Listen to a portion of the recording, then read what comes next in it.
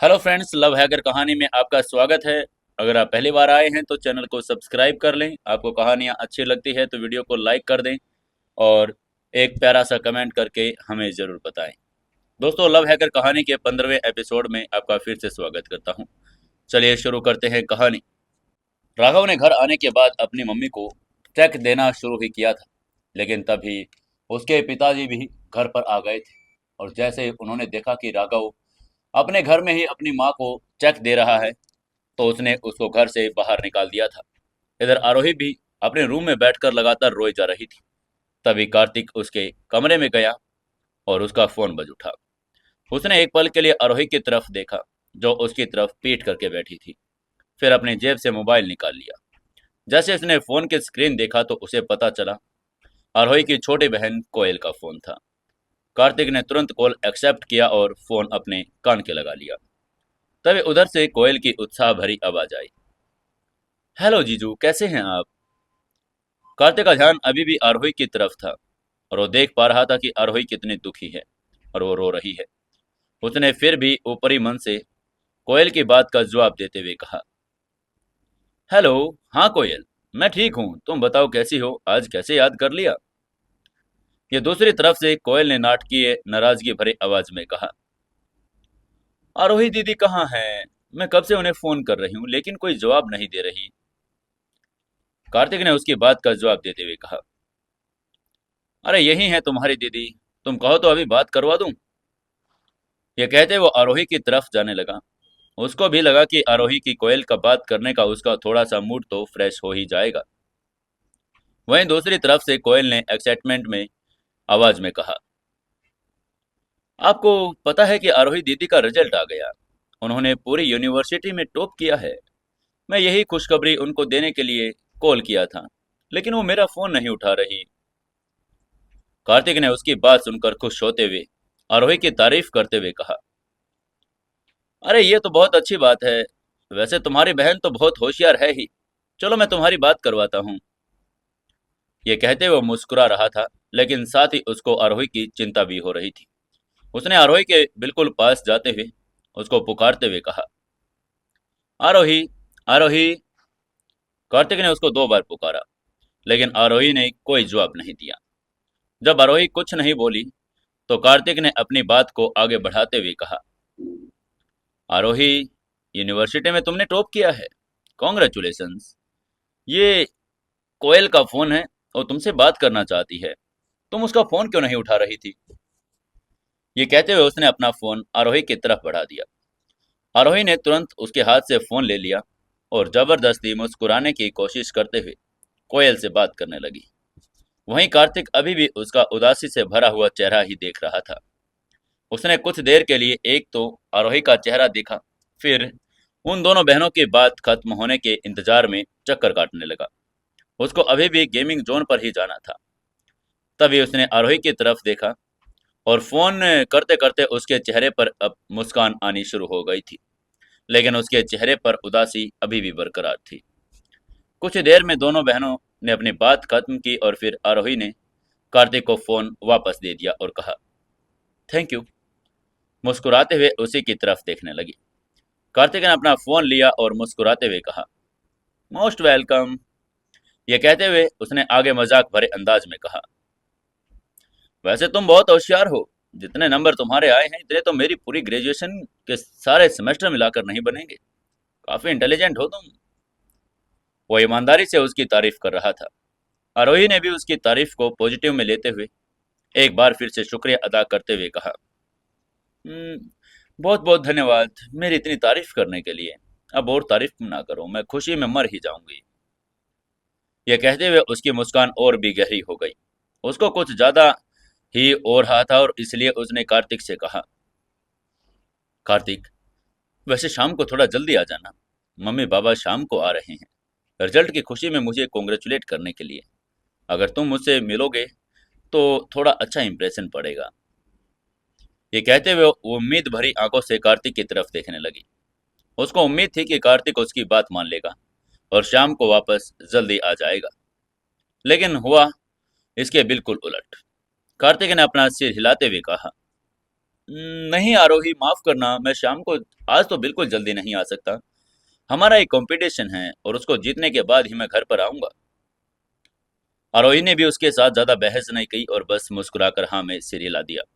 कार्तिक वहां से निकला और सीधा गेमिंग जोन की तरफ चला गया। हमेशा की तरह गेमिंग जोन में आरव और ईशान उसका पहले से इंतजार कर रहे थे। वो तीनों अपने रूम में गए और गेम खेलने लग गए। दूसरी तरफ आरोही कार्तिक के जाने के बाद अपनी जगह से खड़ी हुई और वहां पड़े हुए कपड़ों को ठीक करके अलमारी में रखने लगी। तभी उसका फोन बज उठा। जब उसने फोन की स्क्रीन देखी तो उसके प्रोफेसर का कॉल आ रहा था। आरोही ने कॉल अटेंड करते हुए सम्मानपूर्वक कहा, हेलो सर, नमस्कार, कैसे हैं आप? दूसरी तरफ से एक भारी सी आवाज आई, आरोही बेटा, पहले तो यूनिवर्सिटी में टॉप करने के लिए तुम्हें बहुत बहुत बधाई। ऐसा लग रहा था जैसे ये सब वो अपने दिल से कह रहे हों। आरोही के ये प्रोफेसर आरोही को बहुत पसंद करते थे। वो आरोही को बिल्कुल अपनी बेटे की तरह ही मानते थे। आरोही भी उनकी बहुत इज्जत करती थी और हमेशा से एक आज्ञाकारी स्टूडेंट की तरह से बात मानती थी। आरोही ने सम्मानपूर्वक उनका शुक्रिया अदा किया और कहा, thank you so much sir. ये बस आपके आशीर्वाद की वजह से ही तो हुआ है। तभी उधर से आरोही के प्रोफेसर ने उसको एक और खबर देते हुए कहा, आरोही, तुम्हारे लिए एक जॉब ऑफर आई है। बहुत अच्छी जॉब है और इसमें तरक्की के बहुत चांसेस हैं। मेरे दोस्त की कंपनी है। अगर तुम हाँ कहो तो मैं तुम्हारा रिज्यूमे उनको सेंड कर दूं। प्रोफेसर के पास और भी बहुत स्टूडेंट थे जिनका नाम महेश को जस्ट कर सकते थे, लेकिन उन्होंने आरोही का नाम सजेस्ट करने के बारे में सोचा क्योंकि आरोही बहुत ही इंटेलिजेंट और हार्ड वर्किंग लड़की थी। आरोही ने भी उनकी बात सुनते ही खुश होते हुए कहा, जी जी सर, आप सेंड कर दीजिए, मैं जॉब करने के लिए तैयार हूँ। आरोही जानती थी उसके प्रोफेसर उसको कोई गलत जॉब ऑफर नहीं करेंगे। उनको अपने पूरे प्रोफेसर पर भरोसा था। कुछ ही देर में उन्होंने इस टॉपिक पर बात की। फिर आरोही ने अपना रेज्यूमे तैयार करके अपने प्रोफेसर को भेज दिया। इस समय शाम के 6 बज चुके थे। आरोही डिनर का इंतजाम करने के लिए किचन की तरफ जाने लगी। तभी उनके दरवाजे की घंटी बज गई। इस बार आरोही दरवाजा खोलने नहीं गई। उसको सुबह वाली बात को लेकर थोड़ी झिझक महसूस हो रही थी और वो अब दोबारा राघव का सामना तो बिल्कुल नहीं करना चाहती थी। उसको राघव को देखकर तो कोई प्रेम भाव भी नहीं था, बल्कि उसको देखकर आरोही को अफसोस होता था कि उसने राघव को अपनी इंसल्ट करने का मौका आखिर दिया ही क्यों।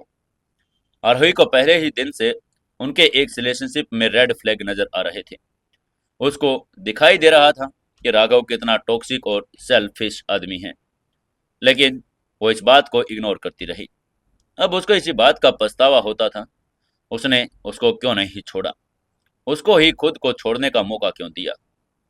आरोही किचन की तरफ जा रही थी और उनकी हाउसकीपर महक ने बाहर जाकर दरवाजा खोला।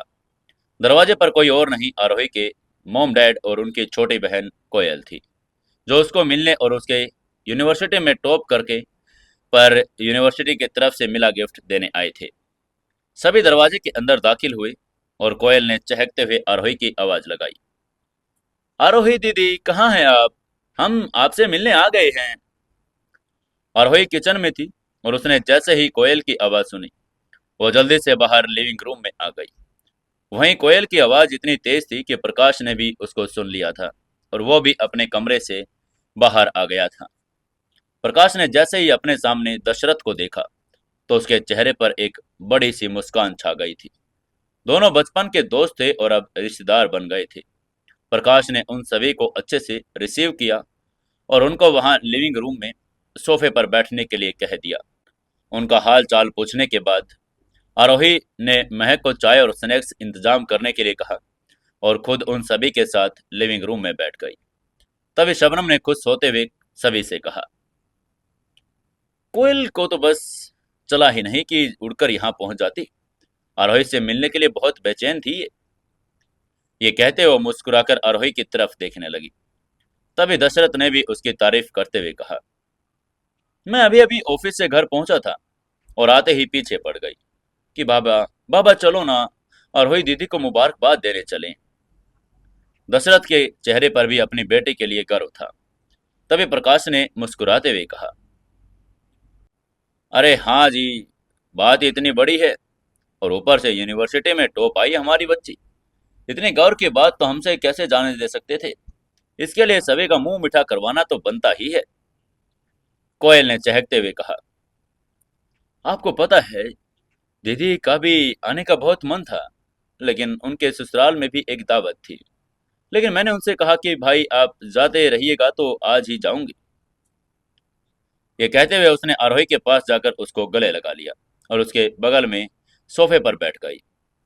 तभी उसकी बात सुनकर प्रकाश ने हड़बड़ाते हुए उनके द्वारा लाए गए सामान की तरफ इशारा करते हुए कहा, अरे अरे भाई, आना तो बिल्कुल ठीक है, लेकिन ये सब फॉर्मेलिटी करने की क्या जरूरत थी। खाम खा आपको परेशानी उठानी पड़ी। शबनम ने तुरंत उसकी बात का जवाब देते हुए कहा, अरे इसमें परेशानी वाली कौन सी बात है। मिलकर खुशियां मनाना बस एक बहाना है।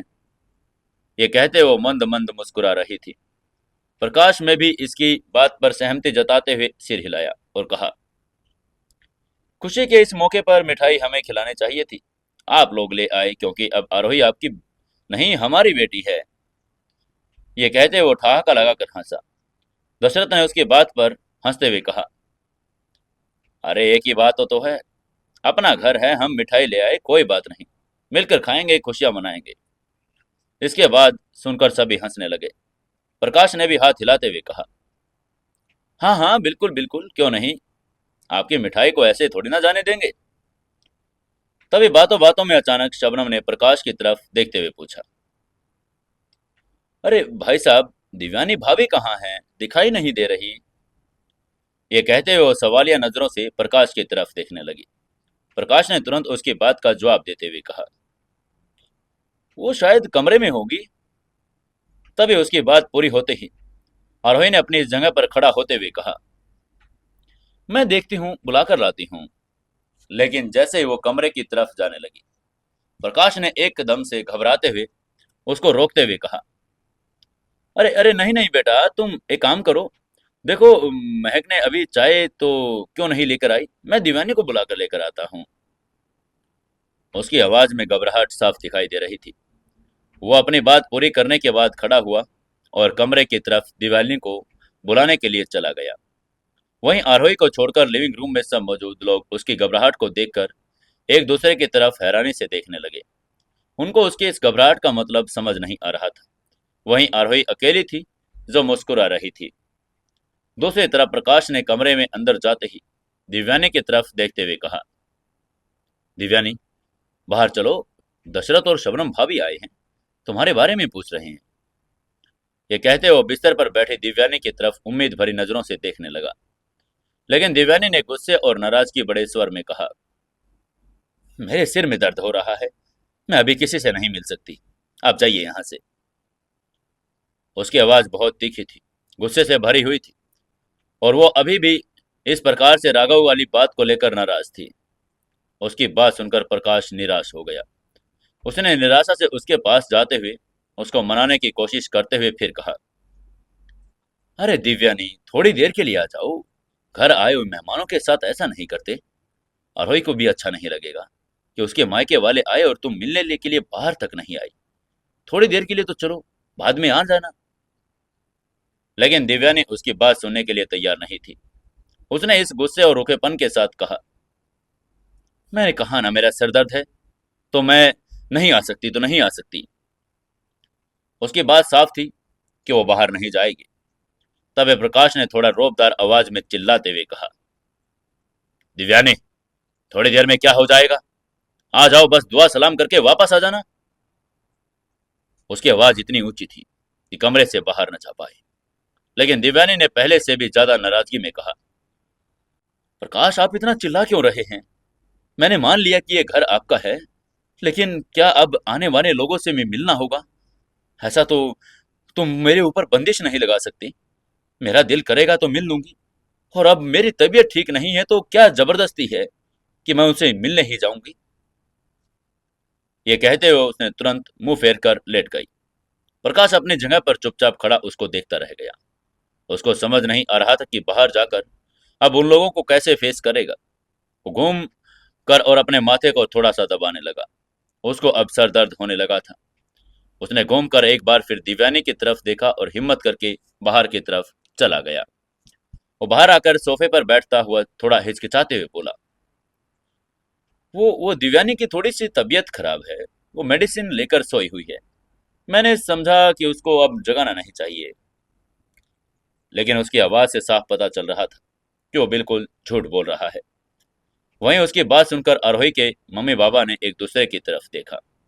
उन दोनों को प्रकाश के सफेद झूठ पर विश्वास नहीं हो रहा था, लेकिन फिर भी वो ये सब प्रकाश के मुंह पर तो बिल्कुल नहीं कह सकते थे। इसलिए दशरथ ने सिर हिलाते हुए कहा, अरे कोई बात नहीं, आराम करने दो भाभी को। अच्छा किया तुमने नहीं जगाया। वो इस ऑकवर्ड सिचुएशन को हल्का करने की कोशिश कर रहे थे। तभी प्रकाश ने सिर हिलाते हुए कहा, हाँ लेकिन जब उठेगी तो गुस्सा करेगी। आप लोग आए और मैंने उसे उठाया नहीं। वो अपने दोस्त को यह महसूस नहीं होने देना चाहता था कि उसकी पत्नी उसकी बेटे के साथ अच्छा बिहेव नहीं करती है। दशरथ और शबनम भी इस बात को समझ रहे थे। इसलिए शबनम ने हाथ हिलाते हुए कहा, अरे कोई बात नहीं भाई साहब, हम दिव्यानी भाभी से फिर आ जाएंगे मिलने के लिए। नहीं, एक काम कीजिएगा, इस बार हम आ गए, अगली बार आप आ जाना वहां। उसकी बात सुनकर प्रकाश के चेहरे पर भी मुस्कान आ गई। उसने जो रास्ता में कहा, बिल्कुल बिल्कुल, हम जरूर आएंगे, आप लोग चिंता क्यों कर रहे हैं। अपनी बात पूरी करने के बाद उसने आरोही की तरफ देखते हुए कहा, आरोही चाय का क्या हुआ। आरोही ने उसकी बात का जवाब देते हुए कहा, चाय तो बस बन गई है, महक लेकर आ रही है। तभी दशरथ ने टॉपिक चेंज करते हुए पूछा, अरे भाई कार्तिक कहाँ है आरोही, कहीं पर दिखाई नहीं दे रहा। ये कहते हुए वो सवालिया नजरों से आरोही की तरफ देखने लगा। आरोही ने तुरंत उसकी बात का जवाब देते हुए कहा, बाबा उसको काम था, बस आने ही वाला है थोड़ी देर में। और उसके बाद वो मुड़कर एकदम से बोली, अरे महक ने इतनी देर क्यों लगा दी, मैं देख कर आती हूँ। और तुरंत किचन की तरफ चली गई। इधर इसी बीच राघव गुस्से में गाड़ी से ऑफिस घर वापस आ चुका था। उसके कानों में अभी भी दोपहर वाली बातें घूम रही थी। प्रकाश का गुस्सा उसके दिलो दिमाग पर दोनों पर था। उसके हाथ में इलेक्ट्रॉनिक वेव था जिसे वो बार बार स्मोक कर रहा था। उसका गुस्सा किसी भी तरह से शांत होने का नाम नहीं ले रहा था। कुछ ही देर में वो त्रिपाठी पैलेस पहुंच गया। उसने गुस्से में ही गाड़ी पार्क की और तुरंत स्विमिंग पूल के किनारे पर चला गया। वहां पर ताजी ठंडी हवा सांस लेना चाहता था और इधर उधर गुस्से में लगातार टहलता जा रहा था। तभी उधर लावण्या भी आ गई। लावण्य ने जैसे ही उसका चेहरा देखा तो वो समझ गई कि राघव आज ज्यादा गुस्से में है। लेकिन उसको अभी तक ये नहीं मालूम था कि उसके साथ हुआ क्या है। अब क्या राघव उसे सच्चाई बताएगा, क्या होगा आगे इनके रिश्ते में, जानने के लिए जुड़े रहिए अपनी कहानी लव हैकर के साथ। दोस्तों, कहानी को ज्यादा से ज्यादा शेयर करें, कमेंट करें और लाइक जरूर करें।